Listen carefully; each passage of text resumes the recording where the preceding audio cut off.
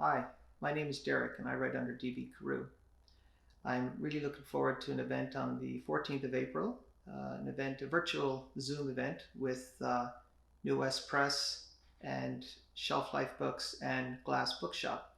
And I'll be reading some of my book, The Weight of Blood, um, as well as joining other authors, New West Press authors, AJ Devlin, Mark Lisak, and Niall Howell. And before I read the first chapter in my book, I just want to thank New West Press for the amazing job that they did with the production and the release of this book last November 2020. And that includes Matt Bowes, the general manager at New West Press, Claire Kelly, the production manager. I had an amazing help with the editing from Leslie Vermeer, as well as Kate Hargreaves, who did the cover design. And so I'll just read the first chapter from The Weight of Blood. Thank you. He crept along the dark path and came to a small clearing. In the dim light, he saw what looked like blood splattered over the ground. His chest tightened. Farther ahead, he could just make out a figure lying still, face down. He approached the body cautiously, a feeling of dread intensifying with every step. He knew he should run, but instead he inched toward the body sprawled before him. Who was it?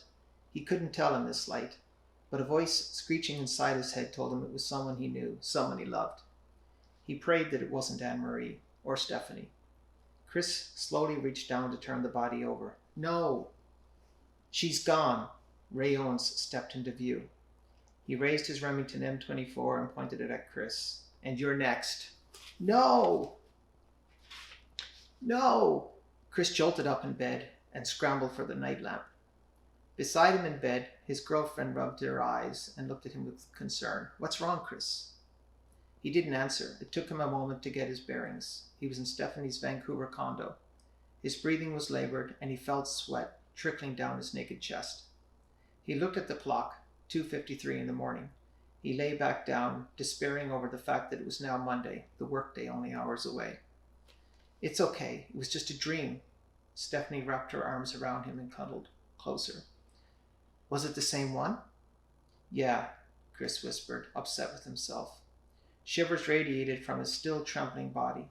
He exhaled deeply, relieved that the danger wasn't real. You screamed. Want to talk about it? I don't want to worry you with my problems. Sorry I woke you. That's all right. She touched his shoulder. Ray can't hurt you anymore. Chris flinched as a painful memory suddenly surfaced. He turned his head away to catch his breath.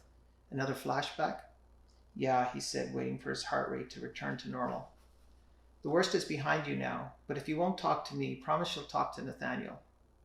I will, he said through a heavy sigh. Ray tried to kill you. Nobody gets over that kind of trauma overnight. But that was 3 months ago. I'm getting tired of reliving that night, every bloody night. And I'm tired of the nightmares. I'm tired of looking over my shoulder, expecting to see Ray coming to finish me off. Ray is in jail now. He can't hurt you where he is. And remember, the memories and nightmares are expected as part of your recovery. But it takes time, and it means talking these things through on a regular basis until they're gone.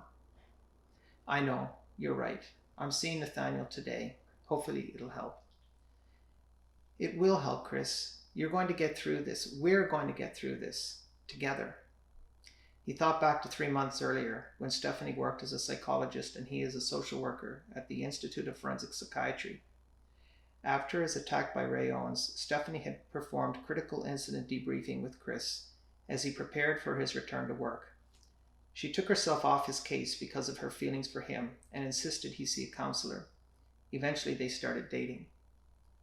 Although they'd known each other for 10 years, it was Chris's ordeal with Ray that brought them back into each other's lives. You're the best thing that's happened to me in a long time, he finally said, and kissed Stephanie.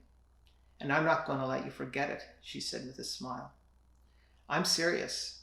He paused for a moment before continuing.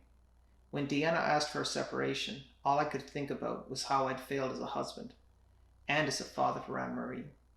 I didn't think my life could get any worse. Then Ray came along and proved me wrong. Never in a million years would I have dreamt that we'd be lying here together. All it took was 10 years, your failed marriage, my broken engagement, and you almost getting killed. All I know is you're here now. I love you, and I'm not letting anything tear us apart. So thank you, and I hope you'll join us on the 14th of April.